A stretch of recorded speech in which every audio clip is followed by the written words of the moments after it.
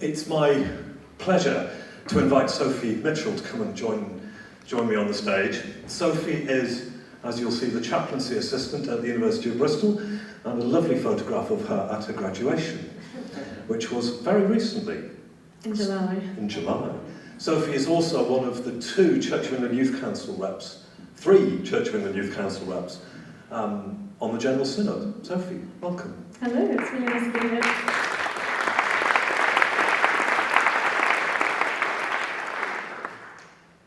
As the chaplaincy assistant, Sophie is an employee of the Diocesan Board of Finance. So this is where she gets to sing for our supper. I've been asked to say that so that she can count this as a day's work and not a jolly. Sophie, we first met on Twitter. Yeah. And then we met in a bar. At Greenbelt. At Greenbelt. And one of the things that I was most surprised to learn about you was where you go to church. Where do you go to church, Sophie? Okay, this is a question that is always most difficult to answer in a place like this. So I worship at 2 churches in Bristol. I worship at Christ Church Clifton, where Paul Langham, is vicar. I also worship at All Saints Clifton, which Charles Sutton, who can't be here today, is vicar.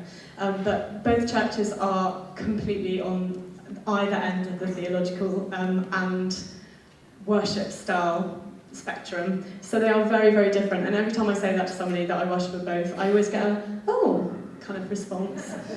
But outside of the diocese, people don't really understand that. So if I say that at General Synod, they don't quite get the grasp of how different the churches are. So, yeah. Sophie, can you tell us a little bit about how you came to faith? So, I love talking about this.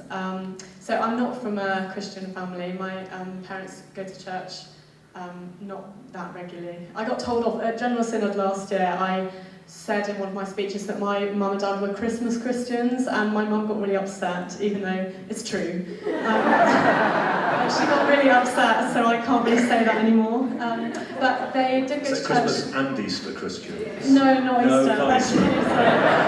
I did try, Sophie's mum. I did try. My parents are massive supporters of me, so most of the time when they come to church, it's to see me sing, which is how I got involved in the church. So I was singing in my church choir really, really regularly. And then I think I got to about 15, 16 and realised that I was in church kind of like 4 or 5 times a week, but I wasn't really listening. So I kind of got to a point where I was like, they're actually talking quite a lot to me, and I should probably have a think about what they're saying instead of just kind of sitting on my phone or doing anything else. And it coincided with a youth worker being appointed at my church.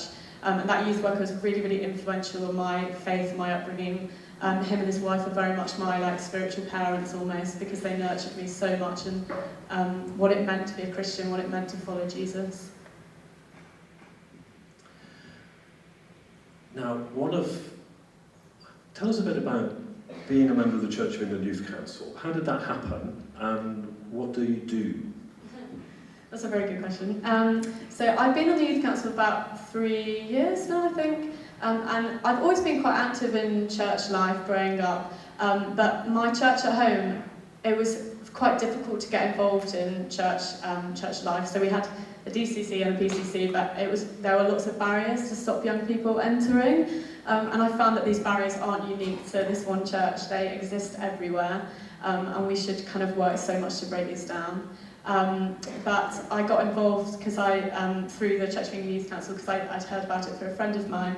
And the first event that I went to actually was as an observer to General Synod, which is a very unique experience. I'd definitely go if you get the chance.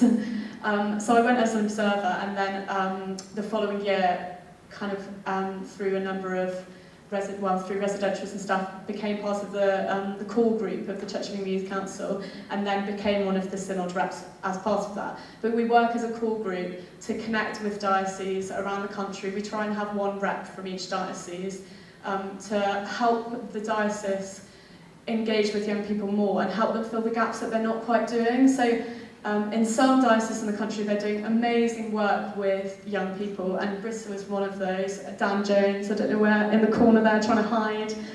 is doing some amazing stuff, as we've just seen in that video, with engaging with young people that want to lead and want to have say in how their church is run, because it is happening in every diocese, but it's whether it's got the support of that central support. And you've spoken at the General Synod because you've been a member of it. What kind of things have you spoken on? So yeah, my 2 speeches that I've done so far, one was on climate change, and it was on the climate change debate that was last February. And as part of that, we sat down as a youth council, the 3 reps. We sat down for a long time deciding what we were going to talk about. And it kind of fell upon me to then do that speech. We kind of all nominate, depending on what the areas are. But we thought it was so important that we had a young person speaking in that debate, because we all know how severe this issue is becoming, and we hope that we've had an impact in that speech, and we've had follow up from it quite a lot since. And then the other speech was on that I did was on growing faith, and I talked a lot about what I've kind of talked a little about earlier, about how, for me, if I hadn't had my youth work in my church, I wouldn't be a Christian, and I definitely wouldn't be on General Synod. I definitely wouldn't be attending diocesan synod as well. I wouldn't have any say in how the church is run, which is such a shame, because there are so many young people in Bristol, and I'm from Birmingham, and in every diocese in the country that will be exactly the same. They have the potential to really, really change how the church is run and to sit where you're sitting, but they just don't have that support, and they don't have someone that's kind of encouraging them into those positions. We'll come back and talk about different bits of church involvement, but the General Synod and the Church of England Youth Council isn't the only youth forum that you've ever sat on, is it? You were involved in a hospital in Birmingham. Can you say something about that? Yeah, so before I came to university, I lived in Birmingham. I was really heavily involved in the Young Persons Advisory Group at Birmingham Children's Hospital. So me and Simon have talked a lot about how you can compare the NHS Youth Council system to the Church of England Youth Council system.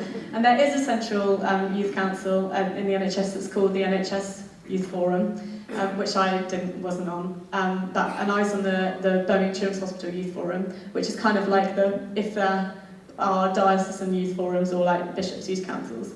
And I think I was involved with that for 5 years as a member and then chair, and then I had a paid position overseeing facilitating that youth council, and they did some amazing stuff. So the youth council embedded a policy that any time an executive level position was being advertised, that there would always be 1 or 2 young people on the interview panel, and that they would, it wasn't a tokenistic thing, that they would definitely take on board feedback that those young people were giving. I was lucky enough to be on a selected group that helped reshape the whole of the mental health services in Birmingham, literally from start to finish. And it's amazing seeing how transformed Birmingham is now with leading mental health services that other cities and the UK as a whole and other countries are trying to follow now. So I can really say that the council that I was on made so much impact with that.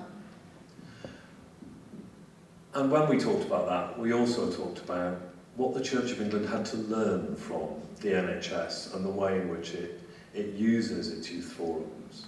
Can you say a bit about what you think the Church of England has to learn from that? Yeah, it's difficult because they are so different, and the roles of the church compared to the NHS are massively different. I think that, because since we've spoken, I've also thought about this so much. I think that finance comes into it to an extent, but it's not just financial support, it's encouragement and support in a way that we need to encourage young people, because there are young people that care, and when we say that, oh, young people don't care about this and that, it's not true. If you think that, you haven't asked them. And I remember at NHS conferences, I would always ask people if they were under 25 in the room to stand up, and then I would tell everyone else to go and speak to them after and ask them what they cared about and ask them how they could improve that. And I think that the church has got a bit to learn about really turning to young people about matters that are influencing them, rather than just assuming that they know the answer in the first place. Should we just try that? Would anyone under the age of 25 please stand up? I was thinking about this, but thought it might be quite awkward. Is there anyone? Can you shout? Yeah. Way, there she is! Thank you.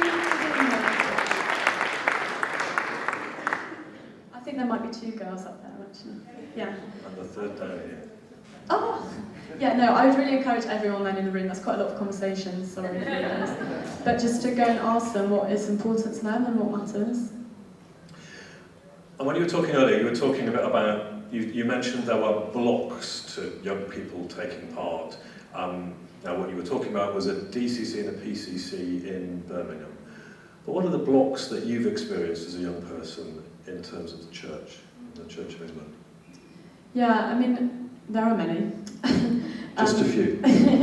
So this is a big, broad issue, but if you want to stand on a PCC, on a diocesan synod, and a general synod, and a deanery synod, you have to be in a place for a certain amount of time. I've just finished being a student at Bristol University, and I didn't know that I was still going to be in Bristol this year, and I can say safely again, I have no idea where I'm going to be in September. So how can I sign up to being on General Synod next year for 5 years when I don't even know if I'm going to be there in September? And it appears that there are so many formalities that we still haven't broken down, and all kind of, this formality and bureaucracy that it just shuts so many people out, and we kind of say like, oh, unfortunately, that's just how it is. But if we really care about including young people in church leadership and church politics, then we do need to take away those barriers so that they can have more influence. And I saw from your Twitter feed that you got your full set the other night and you went to a Deanery synod. So I think you actually have been involved in the Church of England at more levels than I have been. You've been involved in the DCC and the PCC and Deanery and diocesan synods and the General Synod. Yeah. How was Deanery synod for you? It was interesting. That's a lot better than it could have been. Well, I just finished studying a sociology degree. I did sociology and theology, but on my first ever seminar in my sociology side, I called a reading interesting, and my lecturer said that I wasn't ever allowed to say interesting again because it meant that I had a lot to say. Oh, did you call it nice next time? Please tell me you called it nice next time. I think, everybody has assumptions about Deanery Synod, and we had some really, really important and interesting conversations that I benefited so much from. But Simon and I were talking about this. There's an attitude about Deanery Synod that makes it really inaccessible to young people, and we joke and we laugh about it. And that part of that response was that people kind of go, oh, Deanery Synod, it's more of a chore. It's seen as a chore, and I was told about this before I went. And then that was very much the attitude and the atmosphere of when it was there. And if we have this attitude and we tell this to young people, there is no way that they're going to want to come. If you tell young people, oh, why would you want to come to Deanery Synod? Or, oh, you're not going to come back again. There is no way that they're going to come back. You need to tell them that they can have so much say in how their churches run, how their churches and deaneries are communicating and engaging with the wider community, and if we have this kind of I don't want to say negative, but this kind of jokey attitude about how church structure is run, then there's no way that you're going to engage young people, because why would they give up one of their weekday evenings to go to something that they are told is going to be dull and boring and a waste of their time, which Deanery Synod isn't. Sophie, thank you. There's lots for us to take in there. I'm going to ask you one last question, and then the Archdeacon is lurking in the wings. That's all right. DCC, PCC, Deanery Synod, Diocesan Synod, General Synod, the NHS Hospital Youth Forum. Which, if you could only take one to a desert island. No records, no books, just one set of meetings. Which one would you take? Oh my goodness. Simon told me he was going to ask me this question, and I have not thought about it at all. I would go with General Synod, but it's rather intense. If you think Deanery Synod is intense, Deanery Synod is one evening, General Synod is 5 days, like it's intense. So I would go with Deanery Synod, but I'm going to go with Diocesan because it's just a tone down from that. Sophie, thank you very much. And we shall appreciate